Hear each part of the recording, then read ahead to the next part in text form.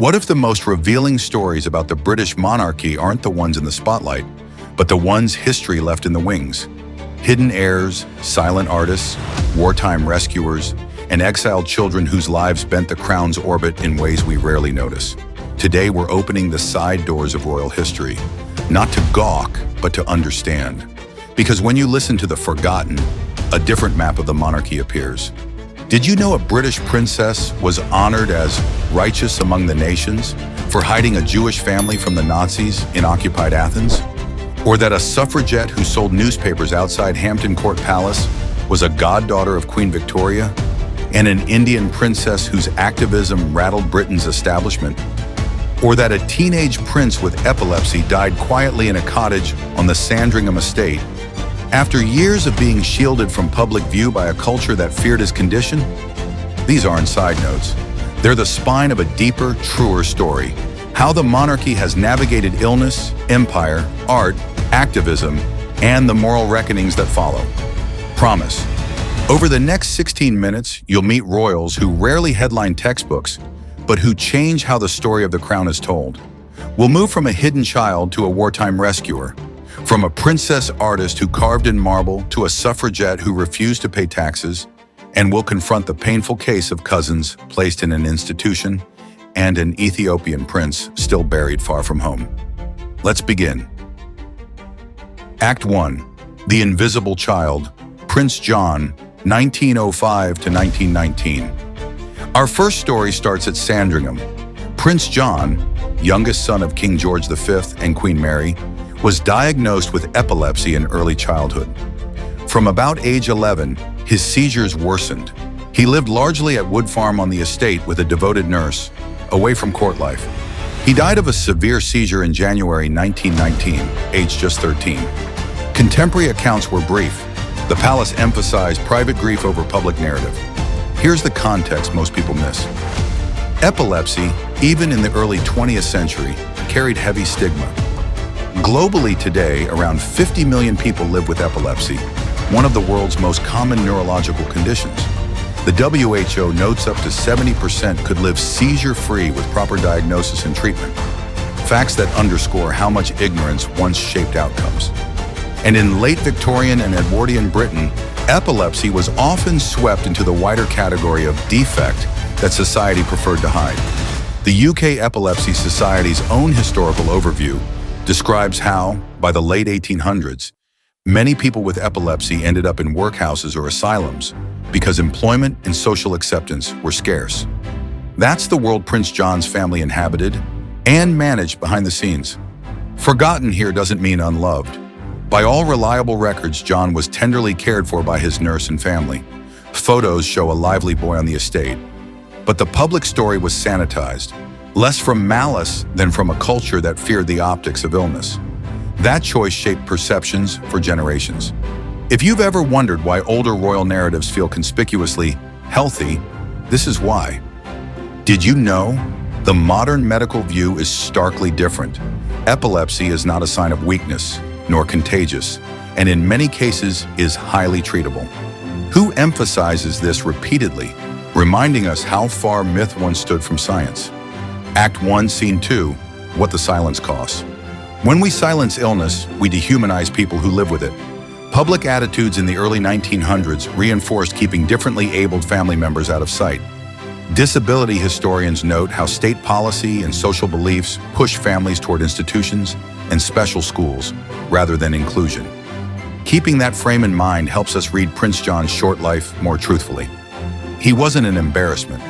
He was a child navigating a serious medical condition in a world that didn't yet know how to see him.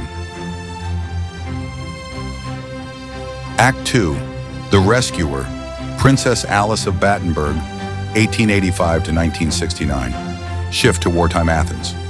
Princess Alice, Prince Philip's mother, born at Windsor Castle, stayed in Greece during the Nazi occupation. Deaf from childhood, intensely devout, and stubbornly brave, she sheltered a Jewish family in her home, imperiling herself in a city under Gestapo surveillance. In 1993, Yad Vashem recognized her as righteous among the nations, an honor reserved for non-Jews who risked their lives to save Jews during the Holocaust. The recognition wasn't symbolic. It was concrete. She hid people who otherwise likely would have been deported. A year later, her children, including Prince Philip, attended the ceremony at Yad Vashem. In 2010, the UK honored her posthumously as a hero of the Holocaust. These aren't royal romance anecdotes, they're documented acts of resistance. Alice's life complicates every simplistic trope about royalty. Diagnosed with schizophrenia in 1930 and institutionalized in Switzerland, she later returned to Greece, founded a nursing order of Orthodox nuns, and poured herself into charity. She died at Buckingham Palace in 1969, having given away her possessions, and, per her own wish, was reinterred on the Mount of Olives in Jerusalem in 1988. The arc runs from palace to sanatorium to resistance to service. It's a story of failure and resilience that rightly reframes what duty can mean. Did you know? In later years, visitors to Jerusalem reported seeing Prince William stop to pay respects at her tomb, proof that memory, when tended, can be a form of repair. The enduring point, even forgotten legacies can guide the living. Act 3. The Rebel Princess, Sophia Duleep Singh, 1876 to 1948.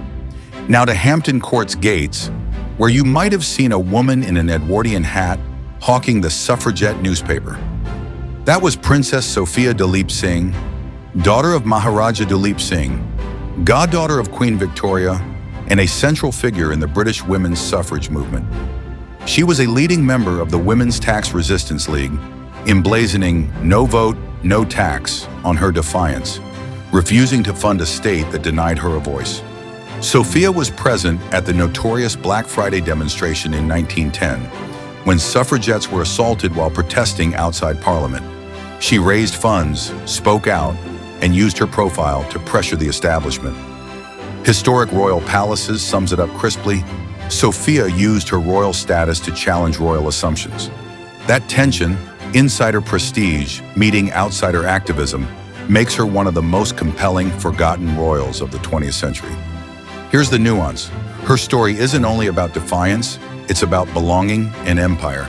As an Indian princess in Britain, Sophia's activism connected votes for women to questions of colonial justice. Today, when we talk about representation, we're following in tracks she laid in the mud outside Westminster, well before hashtags and viral clips. Did you know? Sophia lived at a grace and favor apartment at Hampton Court, then turned its threshold into a suffrage platform. That's the energy, using the palace steps not as a pedestal, but as a protest. Act 3, Scene 2, The Artist Princess, Louise, Duchess of Argyll, 1848 to 1939.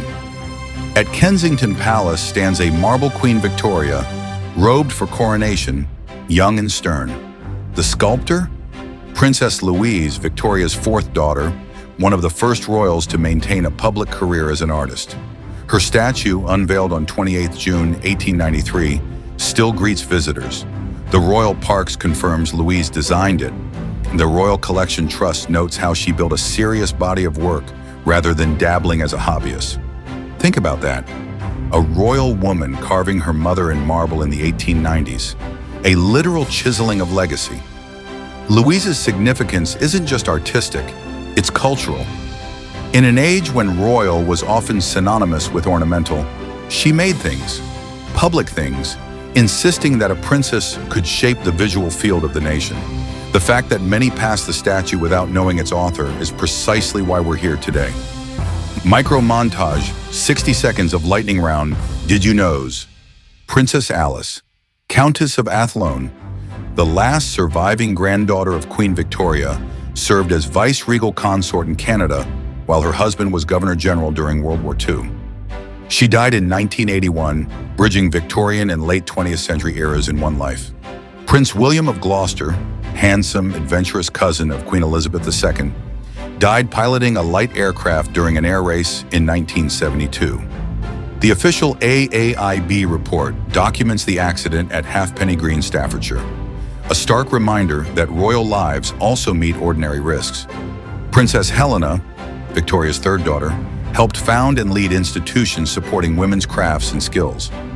The Royal School of Needlework traces its origins to 1872, with Princess Helena as founding president. an undertold thread in women's education and employment. Act 4. Painful Silences, Nerissa and Katherine Bowes-Lyon. Some forgotten stories are hard to hear. In 1941, Nerissa and Katherine Bowes-Lyon, first cousins of Queen Elizabeth II, were placed in the Royal Earlswood Hospital in Surrey. Decades later, public attention returned when a 1963 edition of Burke's Peerage was found to have listed the sisters as deceased, even though they were alive at that time. A 2011 Channel 4 documentary, The Queen's Hidden Cousins, revisited their lives. The Guardian's review succinctly noted the documented facts about their institutionalization and the controversy around whether family visits occurred or records were mistaken. What's not in dispute is the broader context, a society that often removed and concealed people with learning disabilities. To be rigorous, there are competing claims. Some relatives contested narratives of abandonment, others cited nurses' recollections to the contrary. The safest ground is the documented core and what it reveals about the era's values. Learning disabled people were frequently hidden from view, denied education, and segregated. Disability historians and official archives outline how early 20th century policies preferred institutions over inclusion. That's the climate in which decisions about Nerissa and Katherine were made. Takeaway: when families are judged solely by today's standards, we risk missing the structural pressures of their time. But when we ignore the pain of those institutionalized, we sanitize history. Truth lies in holding both. Act 5. The Boy in the Chapel, Prince Alemayehu of Ethiopia. Now a story that extends beyond Britain and is still unfolding. In 1868, after the British campaign at Magdala, Prince Alemayehu, the young son of Ethiopian Emperor Tewodros II, was brought to Britain. He died of illness in 1879 at age 18 and was buried in the catacombs at St. George's Chapel, Windsor. For many Ethiopians, it was a wound that never healed. In 2023, Buckingham Palace declined renewed requests to repatriate his remains, citing the high likelihood of disturbing many other burials in the same vaults, but said Ethiopian delegations would continue to be welcome to pay respects. Why include Alemayehu here? Because forgotten doesn't just mean obscure, it can mean unresolved. Campaigners in Ethiopia and the UK continue to press for repatriation. Cultural institutions have begun returning looted items from the Magdala expedition. Even a lock of Alemayehu's hair was returned in 2023, gestures that hint at future reconciliation. The debate, covered by mainstream outlets and cultural journals, asks hard questions about empire, consent, and how the monarchy might participate in repair. Did you know? If you visit St. George's Chapel, a plaque commemorates Alemayehu with the words, "I was a stranger and you took me in." The line captures the paradox: hospitality offered to a child who never saw home again. Coda: why these stories matter. So what connects a hidden prince, a righteous rescuer, a sculpted princess, a suffragette at the palace gates, institutionalized cousins, and a boy buried far from home? First, they complexify royalty. Crown narratives can flatten.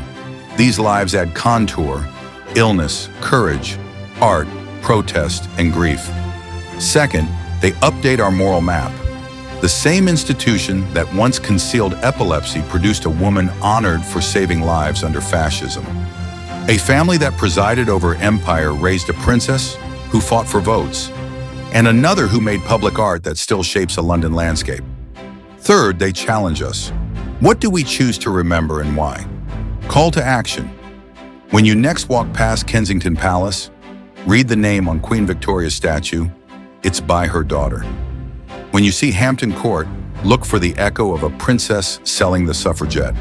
When you hear the phrase "righteous among the nations," remember a British princess in a darkened Athens apartment. When St. George's Chapel appears on the news, recall a teenager whose story is still being written. And when royal headlines feel too tidy, ask what stories are missing and who pays the price for neatness. Because the monarchy's future story isn't just about heirs and headlines. It's about whether we let the forgotten stay invisible or insist they stand alongside the famous, as they always should have.